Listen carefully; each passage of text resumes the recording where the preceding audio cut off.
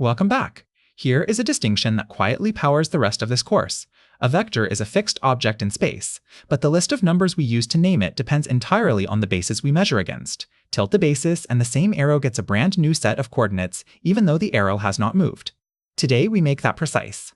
First, the coordinate vector, given a basis, every vector has a unique recipe telling you how much of each basis vector to combine.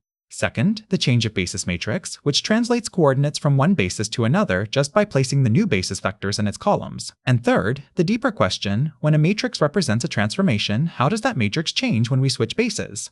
The answer, P inverse AP, called similarity, is the single most important manipulation in the whole subject. It is the art of choosing the basis that makes a problem easy. Let's define coordinates carefully. Let B be a basis of Rn, a list of n vectors b1 through bn that are independent and span the space. Because B is a basis, every vector v can be written as a combination of the basis vectors in exactly one way, v equals c1 times b1 plus c2 times b2, and so on. The weights c1 through cn are unique. We collect them into a column called the coordinate vector of v relative to b, written v in brackets sub b. Uniqueness is the whole point, and it is guaranteed precisely because a basis is both independent and spanning. Spanning means at least one recipe exists, and independence means at most one does. In the ordinary standard basis, the coordinate vector is just the familiar entries of v themselves. But pick a different basis, and the very same vector v gets a different list of coordinates. The vector did not change, only its description did. Now the machine that converts between coordinate systems. Take the basis B and write each basis vector in standard coordinates. Place those vectors as the columns of a matrix and call it P. This P is the change of basis matrix. Here are the two relations that do all the work. The standard coordinates of V equal P times the B coordinates of V. And going backwards, the B coordinates of V equal P inverse times the standard coordinates. Think of it this way. P decodes, you hand it a recipe in the B basis, and it builds the actual vector in standard coordinates. P inverse encodes, you hand it a vector in standard coordinates, and it tells you the recipe in the B basis. P is always invertible because its columns are a basis and therefore independent, so P inverse always exists. One matrix and its inverse let you move freely between the two descriptions of every vector at once. Why does P work? The derivation is one line, and it reuses something we proved pages ago. Suppose the B coordinates of V are C1 through Cn. By the definition of coordinates, that means V equals C1 times B1 plus C2 times B2, and so on. Now recall what a matrix times a vector is. It is a combination of the columns of the matrix, weighted by the entries of the vector. So if we stack the basis vectors B1 through Bn as the columns of P and multiply by the coordinate column C, the product is exactly C1 times B1 plus C2 times B2, and so on, which is V. Therefore V equals P times the B coordinates of V. That is the entire content of change of basis, a matrix vector product. Read as the instruction build V out of the basis. Once you see it that way, the formula stops being something to memorize and becomes something obvious. Now we climb one level. Suppose T is a linear transformation whose matrix in the standard basis is A, so that T of V equals AV in standard coordinates. The question is, what matrix represents the same transformation T when everything is written in the basis B? Track the coordinates through 3 steps. Start with V in B coordinates. Multiply by P to decode into standard coordinates. Multiply by A to apply the transformation in standard coordinates. Then multiply by P inverse to encode the result back into B coordinates. Composing those 3 steps in order, the matrix that takes B coordinates of V to B coordinates of TV is P inverse times A times P. We call this matrix A sub B, and we say A and A sub B are similar. Similar matrices are 2 faces of one transformation, seen through 2 different bases. The transformation is the same, only the bookkeeping changed. Why does similarity matter so much? Because similar matrices share all the properties that belong to the transformation itself, not to the basis. They have the same determinant, the same trace, the same eigenvalues, the same rank, because at heart they are the same map. That means we are free to choose whatever basis makes the matrix simplest, compute in that basis, and trust that the answer transfers back. Here's the preview that the whole next chapter builds on. Suppose we choose the basis B to be made of special vectors that the transformation merely stretches, called eigenvectors. Then P inverse. AP comes out diagonal, with the stretch factors, the eigenvalues, sitting on the diagonal and zeros everywhere else. A diagonal matrix is the easiest possible object to work with. That move, called diagonalization, is the reward for understanding change of basis, and it is where we are headed. Here is the whole idea in one picture. The bold navy arrow is a single fixed vector v. It does not move anywhere in this figure. Behind it, we draw two different grids. The first is the familiar upright grid aligned with the standard axes. Against that grid, the tip of V reads some ordinary coordinates, its standard coordinate vector. The second grid is tilted, generated by two oblique basis vectors b1 and b2, drawn in gold from the origin. Its grid lines run at a slant, and against that slanted grid, the very same tip reads a completely different pair of numbers, the b-coordinate vector. The dashed guides show how to reach V by walking C1 steps along B1 and then C2 steps along B2.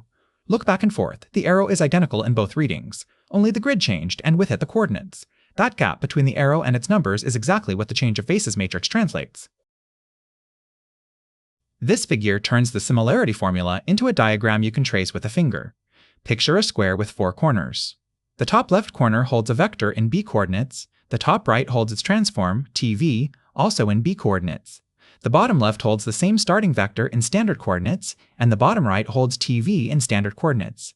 Now follow the arrows. Going down the left edge, labeled P, decodes from B coordinates to standard.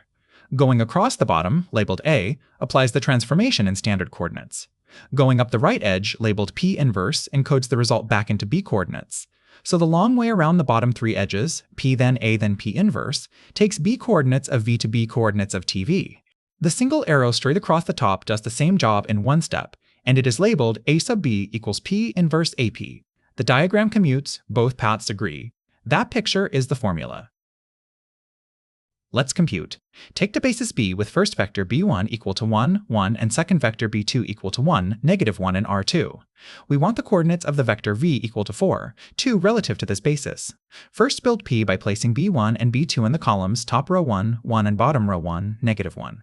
Its determinant is 1 times -1 minus 1 times 1, which is -2, so P inverse is 1 over -2 times the swap, and negate of the entries, which simplifies to 1/2 times the matrix with rows 1, 1, and 1, -1. Now the B coordinates of V are P inverse times V. Multiply 1/2 times the vector 4 plus 2, then 4 minus 2, which is 1/2 times 6, 2, giving 3, 1. So the B coordinates are 3 and 1. Always check 3 times b1 plus 1 times b2 is 3, 3 plus 1, -1, which is 4, 2, exactly v. The recipe is right. Now, the deeper computation, changing the matrix of a transformation. Let A be the matrix with rows 2, 1, and 0, 3. We will rewrite it in a cleverly chosen basis, B, whose vectors are 1, 0, and 1, 1, which happen to be eigenvectors of A. Build P from those columns, rows 1, 1, and 0, 1. Because P is upper triangular with 1s on the diagonal, its inverse is rows 1, -1, and 0, 1. Now compute A sub B equals P inverse times A times P. Working left to right, P inverse times A gives the matrix with rows 2, -2, and 0, 3, multiplying that by P gives rows 2, 0, and 0, 3. The off-diagonal entries vanished. In this basis, the transformation is diagonal, with the numbers 2 and 3 on the diagonal. Those are the eigenvalues, the pure stretch factors. We picked the basis that revealed the transformation in its simplest form, and that move is exactly diagonalization, which the next chapter develops in full. Let's verify that similarity really does preserve the transformation's essential numbers. Compare the original A with rows 2, 1, and 0, 3 against its diagonal cousin A sub B with rows 2, 0, and 0, 3 from the last example. Check the trace, the sum of the diagonal entries, 2 plus 3 is 5 for both.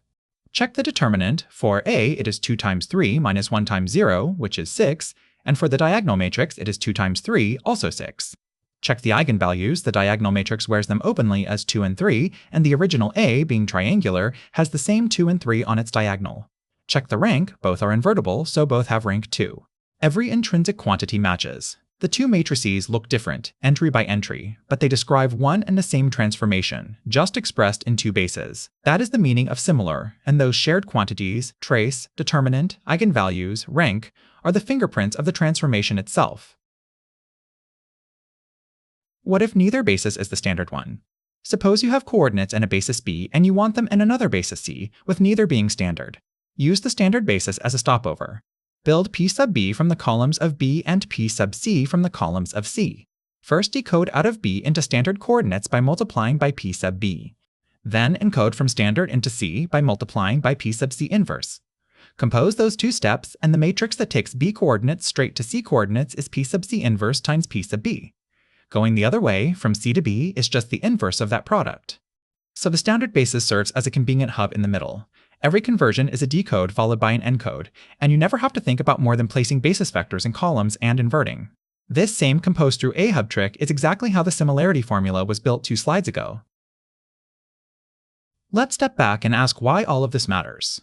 The single most powerful move in applied linear algebra is to change the basis until a hard problem looks easy. Diagonalization is the first payoff. In a basis of eigenvectors, a matrix becomes diagonal, and then taking high powers, which would be brutal otherwise, reduces to raising the diagonal entries to a power.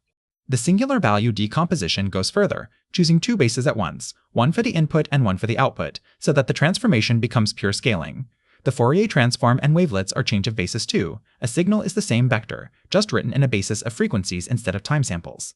Principal component analysis rotates the data into the basis where its variation lines up with the axes. The recurring pattern is always the same. Do not change the problem, change the basis until the problem looks simple, solve it there, and translate the answer back. A little history. The idea of coordinates relative to a chosen frame goes back to August Ferdinand Möbius, who introduced barycentric coordinates in 1827, among the first systematic uses of measuring points against a deliberately chosen reference. Arthur Cayley, in 1858, treated the matrix itself as an object and tied matrices to linear transformations. Camille Jordan, around 1870, studied similarity directly and found canonical forms, the simplest representative in each similarity class, which we now call the Jordan form. And Georg Frobenius, late in the 19th century, worked out further invariants of similarity, including the rational canonical form and the minimal polynomial. The thread running through all of it is the theme of this episode. A transformation is intrinsic, but coordinates are a choice, and much of linear algebra is the study of exactly what survives that choice. Let's recap. A vector is fixed, but its coordinate vector relative to a basis B is the unique list of weights that build it as a combination of the basis vectors. To convert, form the change of basis matrix P by placing the basis vectors in its columns. Then, the standard coordinates equal P times the B coordinates, and the B coordinates equal P inverse times the standard coordinates, P decodes, P inverse encodes, and both exist because the columns form a basis. One level up, if A is the matrix of a transformation in the standard basis, then in the basis B, that same transformation has matrix A sub B equal to P inverse times A times P. This relationship is called similarity, and similar matrices, being 2 views of one map, share the same trace, determinant, eigenvalues, and rank.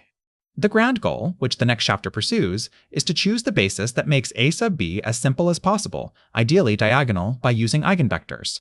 Next episode, we make the link between linear transformations and their matrices completely explicit. Today we separated a vector from its coordinates.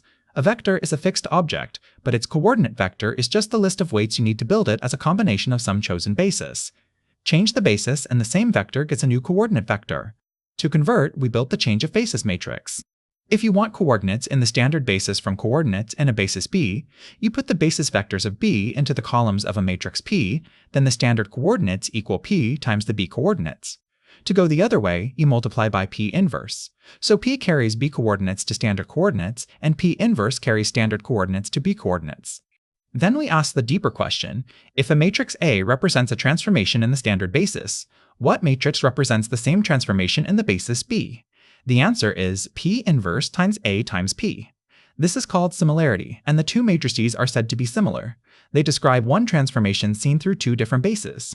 Choosing the basis that makes that matrix as simple as possible is the goal of the rest of the course. Next episode, linear transformations and their matrices. If you got something out of this, please like the video, drop a comment with what clicked for you or what didn't, and subscribe for more educational videos. Every like, comment, and share helps push this work to more learners, which is what this channel is really about. Thanks for watching. See you in the next one.